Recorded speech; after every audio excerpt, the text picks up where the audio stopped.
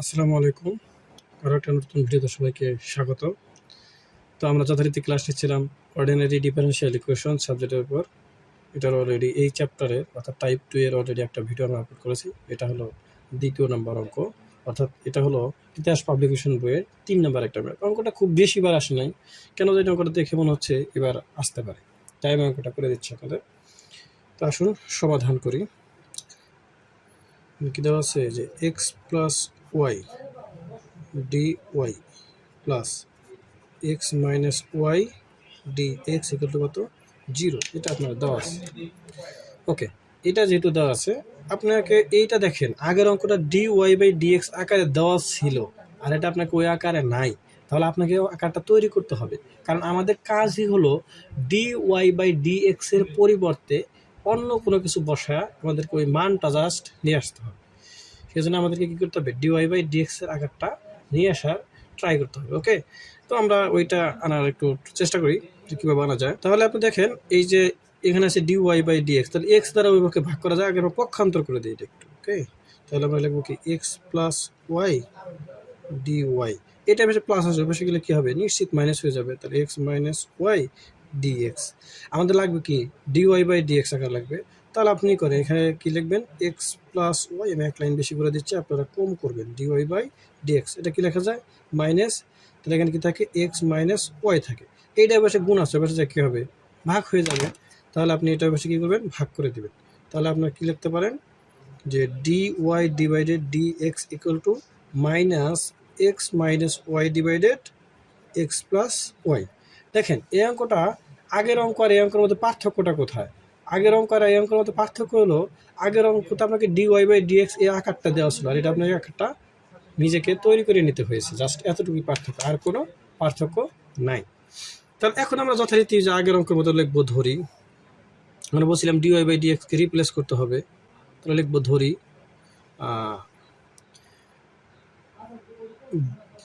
y is equal to vx। হ্যাঁ, এটা ডিফারেন্সিয়েশনগুলো কী হবে, dy divided dx equal two V K রেখে এক্সকে করলে হবে 1 হবে, এক্সকে রেখে ভিকে করলে হবে ডিবি ভাগ dx। আশা করি বুঝতে পেরেছেন। আচ্ছা, তাহলে এখন এই dy বাই dx এর মানটা এইখানে বসায় দেন, তাই তো আপনার কাজ ক্লিয়ার।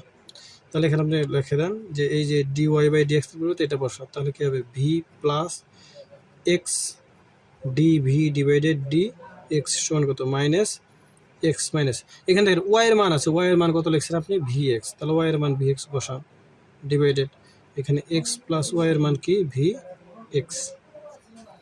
আচ্ছা, আপনার এখানে টোটালি কোনো কাজ করবো না, পরের লাইনটা দেখেন V plus X D V divided D X. আমরা কাজ করবো কোথায়, এই যে এখানে এক্স কমন যায়, মাইনাস আগে থেকে আছে থাক। এবার আপনি কী করবেন, এক্সটাকে কমন নেন, এক্স কমন নিলে কি থাকবে, এখানে থাকবে 1, এখানে চিহ্ন কি মাইনাস, এখানে কি থাকবে, আচ্ছা এখানে আপনি এখানে থাকবে হলো ভি, ভি থাকবে কি থাকবে 1 মাইনাস ভি ডিভাইডেড এখানে কি আছে এক্স কমন নেন 1 প্লাস ভি, 1 প্লাস ভি।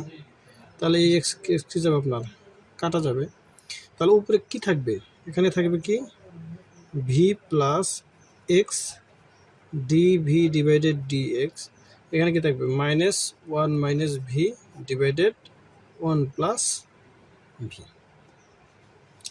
তাহলে মাইনাসটা গুণ করে দিতে পারতেন, আমি দেইনি আর কি। যাই হোক, এই বি এ পাশে প্লাস আছে, ও পাশে গিয়ে কী হয়ে যাবে মাইনাস হয়ে যাবে, তাহলে থাকবে কি X D V divided D X equal to এখানে আছে মাইনাস 1 মাইনাস 1 প্লাস ভি, এবার একটু গুণ করে দিলাম 1 প্লাস ভি, তাহলে minus V.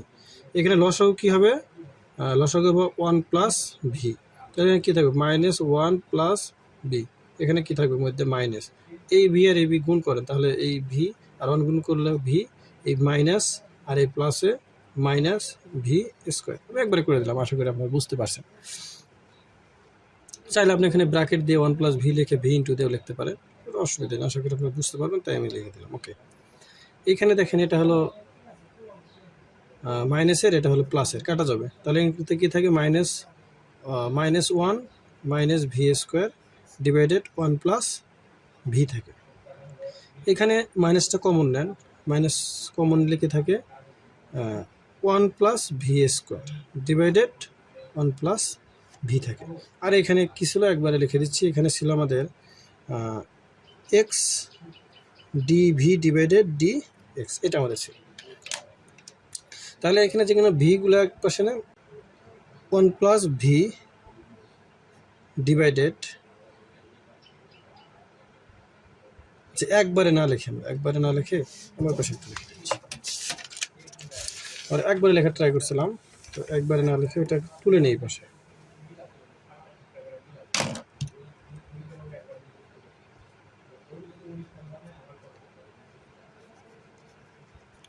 dv divided dx equal to minus 1 plus v square divided 1 plus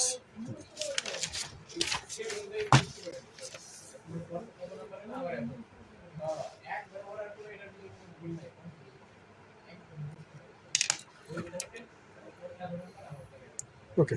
এটা এবার ভাগ আছে, এবার কি হবে গুণ হবে, এটা ভাগ আছে এবার গুণ হবে, তাহলে কি হবে X D V into 1 plus V, এবার কি থাকে মাইনাস 1 প্লাস ভি স্কোয়ার, এখানে ডিএক্সটা পাশে লেখা, এটা এবার গুণ আছে এবার ভাগ হবে, এটা এবার গুণ আছে এবার ভাগ হবে। আলটিমেটলি এভাবে হবে যে 1 plus V divided 1 plus V square d v, আর ওর পাশে হবে 1 ডিভাইডেড এক্স, এখানে মাইনাসটা আছে দিয়ে দিই ডি এক্স, এই আকারটা আসবে। আশা করি আপনারা বুঝতে পেরেছেন।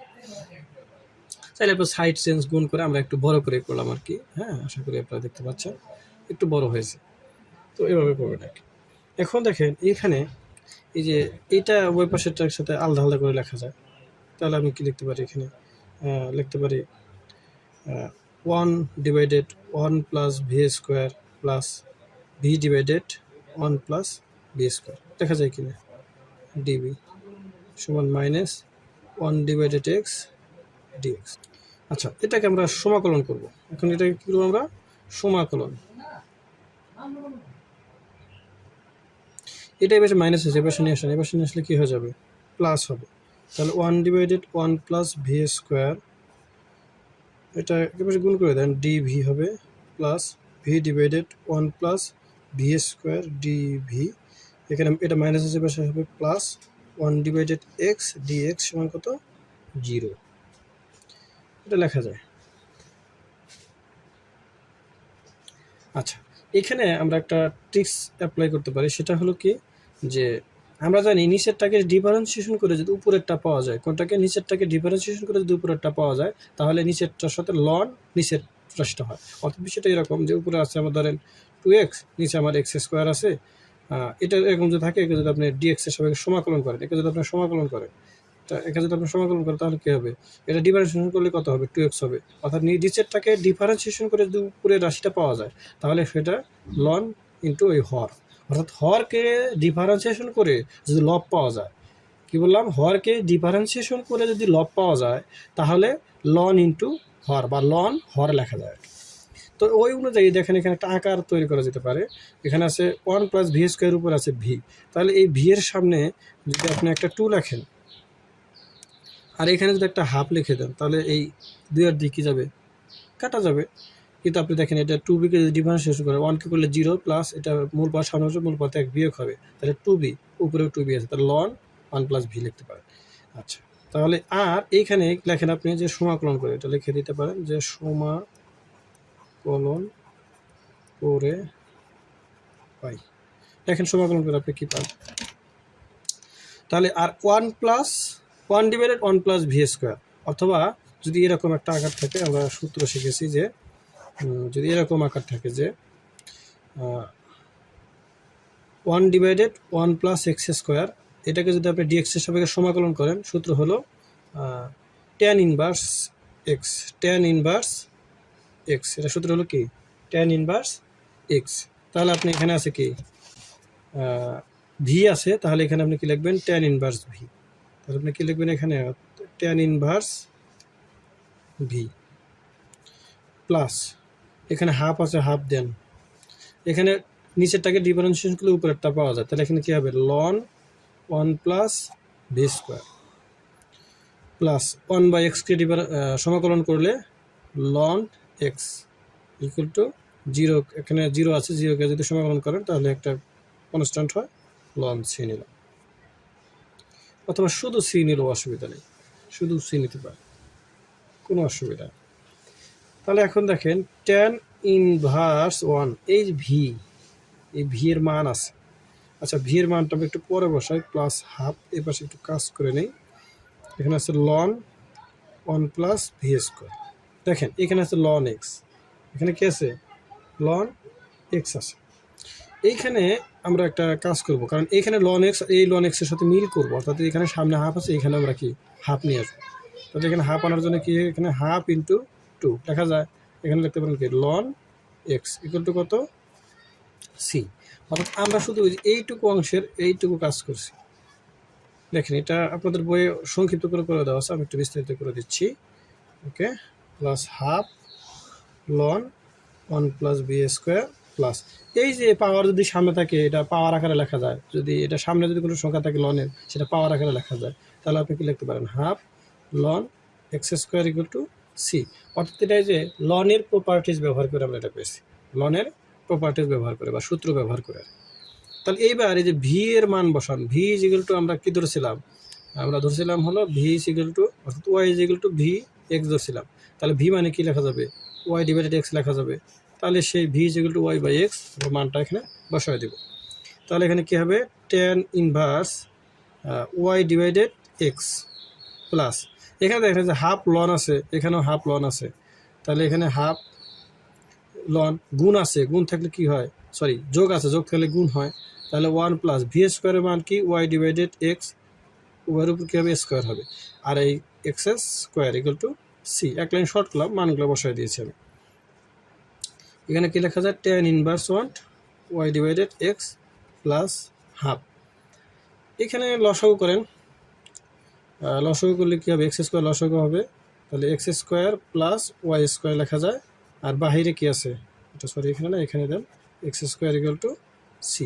এক্স স্কোয়ার আর এক্স স্কোয়ার কি যায়, কাটা যায়। তাহলে ফাইনালি আপনি কি লিখতে পারেন, একদম শেষ লাইন, অতএব tan inverse 1 Y divided X plus half, sorry এখানে লনটা লিখতে ভুলে গেছি, ln X square plus Y square equal to C.